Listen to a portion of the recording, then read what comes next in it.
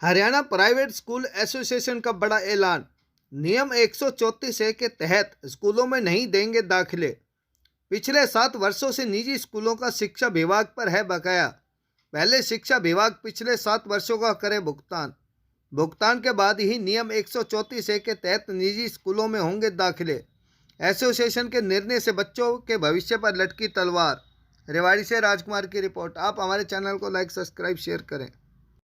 आज हमारी जिला रेवाड़ी की हरियाणा प्राइवेट स्कूल एसोसिएशन की मीटिंग में एक डिसीजन हुआ है कि 134A के तहत जो विद्यार्थियों को एडमिशन सभी स्कूलों में देना है, पिछले 7 साल से शिक्षा विभाग वो पैसे जारी नहीं कर रहे।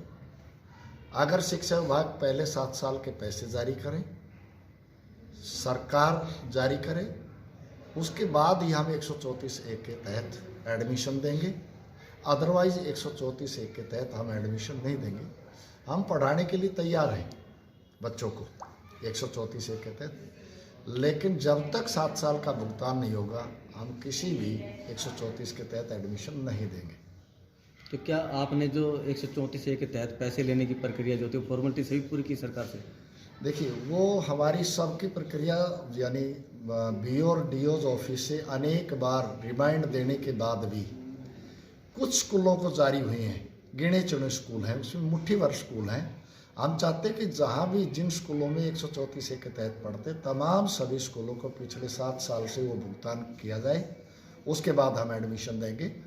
और अभी हमारा सरकार से सुझाव भी है, शिक्षा विभाग से भी सुझाव है।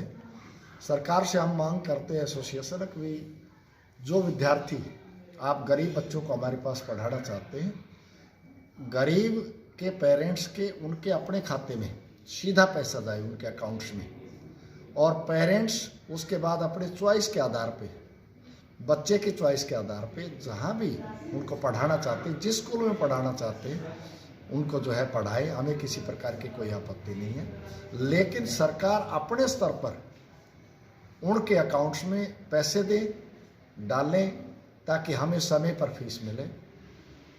अदरवाइज हम एडमिशन नहीं देंगे। तो आप जिनके पास पैसे नहीं हैं, सरकार से 134 में भी दिए हैं, वैसे ही सड़कों पे घूम रहे हैं, क्या करें कोई? नहीं, वो तो हम पढ़ा ही रहे हैं, उनको तो हम मना करते ही नहीं कभी। गरीब बच्चों के लिए तो हमेशा तत्पर रहे। सवाल 134 के ऊपर क्वेश्चन है। 134 के तहत जिन बच्चों को सरकार पढ़ाना चाहती है, हमसे पढ़वाना चाहती है, उनके पिछले 7 साल का भुगतान करें।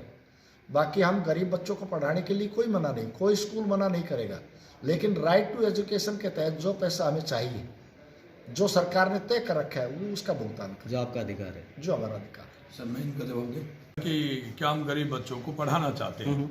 मैं आपसे निवेदन करूंगा, आप अपने स्तर पे, क्योंकि आप भी चौथा स्तंभ है, तो आप अपने स्तर पे ये सर्वे करवाइए कि प्रत्येक स्कूल अपने स्तर पे जो वास्तविक रूप से गरीब हैं, विधवाओं के बच्चे हैं, जिनके घर में कोई आमदनी के साधन नहीं है, उनको कोई स्कूल ऐसा नहीं होगा कि उन बच्चों को किसी को 40% हेल्प दी हुई है, किसी को 60% हेल्प दी हुई है और किसी को 100% हेल्प दी हुई है।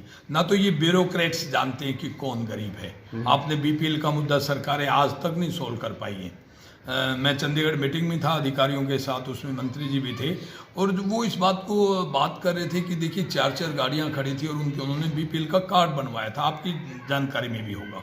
हम जिस क्षेत्र में स्कूल चलाते हैं उस क्षेत्र के गरीब बच्चों को हम जानते हैं, और यहाँ पर ये सुविधा लेने के लिए गलत लोग भी अप्लाई करते हैं, और 134A को उन्होंने माध्यम बनाया हुआ है। हमारी आपसे ये गुजारिश है कि आप भी इस स्तर पे, अपने स्तर पे सर्वे करवाइए स्कूलों में। आप आइए मेरे स्कूल में, मैं आपको आमंत्रित करता हूँ पूरी टीम के साथ, और मुझसे नहीं, उनके पेरेंट्स के भी नंबर दूंगा, उन बच्चों से भी आपको दिखाऊंगा, रिकॉर्ड भी दिखाऊंगा कि कितने बच्चे हम गरीब बच्चों को पढ़ा रहे हैं, और उनके साथ मतलब उनके घर पे माहौल नहीं है, वो काम भी हम स्कूल वाले कर रहे हैं, पेरेंट्स का रोल भी हम निभा रहे हैं।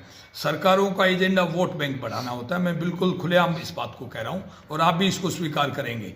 और जैसा कि हमारे अध्यक्ष महोदय जी ने ये निवेदन किया, हमारा सरकार से निवेदन है, सरकार ईमानदारी से अगर गरीब बच्चों की मदद करना चाहती है तो वो बच्चों के खाते में पैसे भेजे, पेरेंट्स के खाते में पैसे भेजे, वो बच्चा अपनी चॉइस अनुसार हो सकता है कोई बच्चा 2,000 रुपये के स्कूल में जाना चाहता हो, उसको 1,500 रुपये मिल रहे हैं, तो वो 500 रुपये की कैपेसिटी अपने अपने उससे भर के 2,000 वाले स्कूल में भी जा सकता है। तो ये तो बच्चों को ना थोपने वाली और कहीं ना कहीं एक समाज में कहीं ना कहीं बड़ी भिन्नता सी और अलझाने सी वाली बात है। ये 134A का तो मुद्दा केवल एक ही तरीके से सुलझ सकता है, सरकार डायरेक्ट बच्चों के खाते में पैसे भेजे और सरकार फिर ये इंक्वायरी करे कि वो बच्चा उसकी शराब तो नहीं पी रहा है, उसके लिए वो एजुकेशन की फीस दे रहा है कि नहीं दे रहा है। तो हमारी बाकी बच्चों के प्रति, गरीब बच्चों के प्रति, समाज के प्रति एक जिम्मेवारी है। उस जिम्मेवारी को बहुत बखूबी निभाने के लिए हम तैयार हैं।